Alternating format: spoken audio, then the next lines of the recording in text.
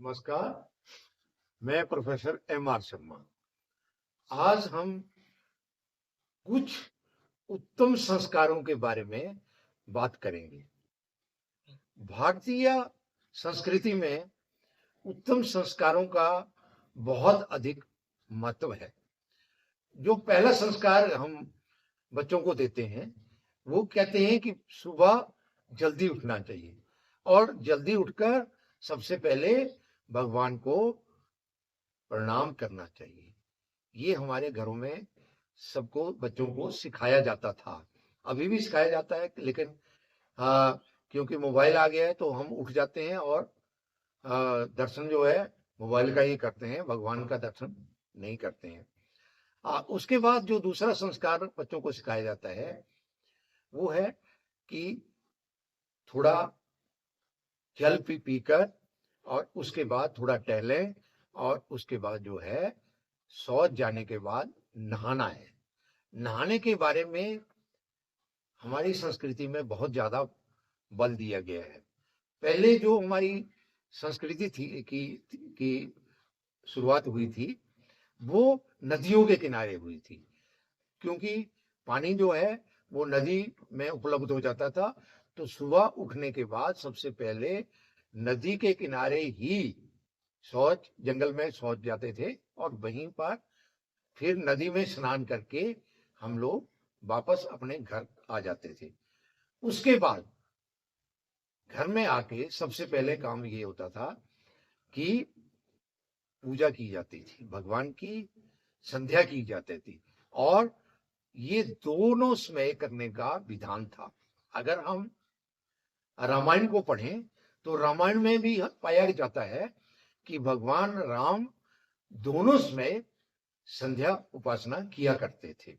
ये हमारे ग्रंथों में पाया जाता है। उसके बाद जो तीसरा संस्कार हमें बताया जाता है वो है अपने माता पिता, गुरुजनों और अपने से बड़ों का आदर करना, उनको प्रणाम करना।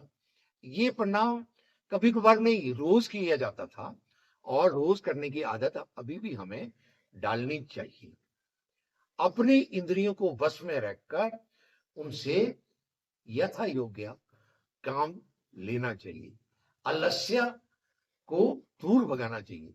ये हमारे शास्त्रों में वर्णन है कि हमें मेहनत करनी चाहिए और अकर्मण्य नहीं रहना चाहिए, काम के बगैर नहीं रहना चाहिए।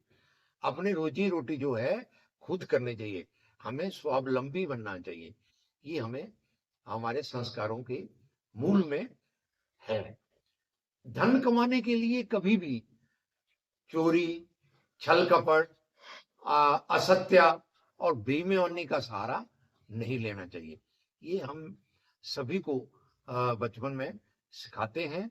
सभी माता पिता ये जरूर सिखाते हैं कि धन जो है वो सच्चाई के रास्ते पर चलकर ही कमाना चाहिए। आज उसमें आजकल उसमें थोड़ी बहुत लोगों ने ये समझ लिया है कि हमें तो धन कमाना है, चाहे हम चोरी से कमाएं चाहे छल कपट से कमाएं, लेकिन ये भारतीय संस्कृति के विरुद्ध है। इसके अतिरिक्त जो एक और संस्कार है वो था अतिथियों का संस्कार करना।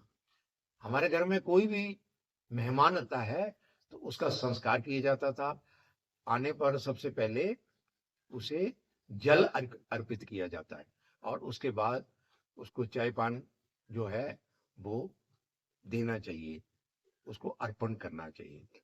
अब इसके तरीके दान का हमारी संस्कृति में बहुत ज्यादा महत्व है। तो हमें चाहिए कि अपनी समर्थ अनुसार अपने कमाए हुए धन में से कुछ ना कुछ धन जो है वो गरीबों में या जिनको सहायता की जरूरत है उनको दान करना चाहिए। हमें किसी का भी अपमान या तिरस्कार या किसी का भी बुरा नहीं करना चाहिए, किसी का भी अहित नहीं करना चाहिए। हमें विलासिता से दूर रहना चाहिए, ऐशप्रस्ती से दूर रहना चाहिए और अपने लिए कम खर्चा करना चाहिए और कम खर्च करके जो पैसा बच जाए उसे उसमें से कुछ भाग जो है वो बचा कर रखना चाहिए और कुछ भाग जो है वो गरीबों में दान वितरित कर दिया जाना चाहिए। अन्याय से जो हम पैसा कमाते हैं वो हमारे लिए उसको ठीक नहीं माना गया है। वैसे ये देखा गया है कि चाहे कोई भी कितना भी भ्रष्टाचारी हो, कितना भी बेईमान हो, अगर उसके घर में उसने अकाउंटेंट रखा हुआ है तो वो भी यही चाहता है कि मेरा अकाउंटेंट सबसे ईमानदार हो, मेरा सेक्रेटरी सबसे ईमानदार हो। तो ईमानदारी पर हमारी जो संस्कृति है उसमें बहुत ज्यादा जो है वो जोर दिया जाता है, बहुत ज्यादा उस पर बल दिया जाता है। इसके अतिरिक्त हमारी संस्कृति में सच सच बोलने को भी, सच्चाई को भी बहुत ज्यादा अच्छा माना जाता है और उसके लिए जो है हमें सत्यवादी हरिश्चंद्र का उदाहरण जो है वो दिया जाता है। ये हमारी जो शास्त्र है उसमें इसका वर्णन पाया जाता है कि कैसे महाराजा हरिश्चंद्र ने सच्चाई के लिए अपने आप को जो है वो एक चांडाल का रूप धारण किया, चांडाल के पास जाकर अपने आप को बेचना पड़ा था, यहाँ तक कि अपने बेटे और अपनी स्त्री का भी उनको त्याग करना पड़ा था, उनको जो है बेचना पड़ा था। तो ये सच्चाई के पक्ष में हमारी जो संस्कृति है, हमारे जो शास्त्र हैं, ऐसा वर्णन पाया जाता है। इसके अतिरिक्त ये भी कहा गया है कि हमारी संस्कृति में भगवत प्राप्ति को, भगवान की शरण में जाने को एक बहुत ही अच्छा संस्कार माना गया है। हमें सब चीजों को छोड़कर भगवान की शरण में जाने के लिए कहा जाता है।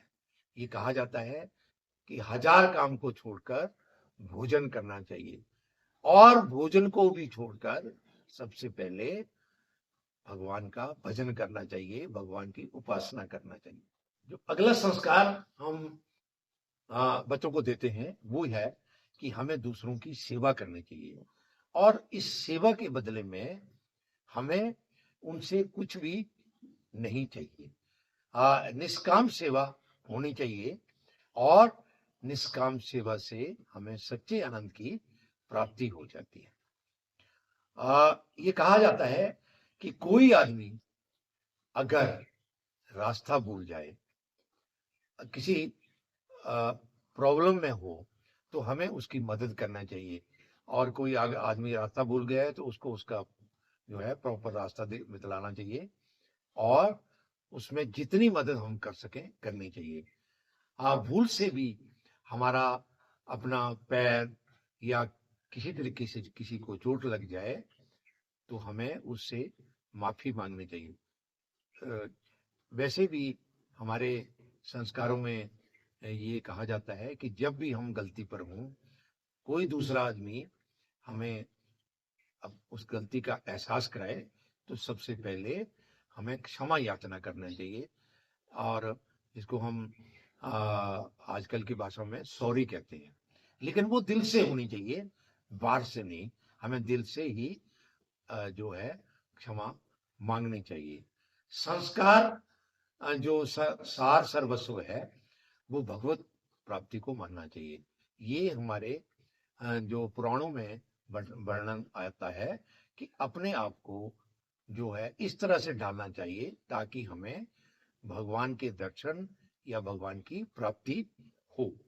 ये कहा गया है हमारे शास्त्रों में, उद्धरेत आत्मन नात्मन मानव नात्मान बसादेत आत्मेव है मन्य हो बंधु राम मेव रिपु रातमने, ये गीता में कहा गया है। गीता के 6 अध्याय का 5वां श्लोक है।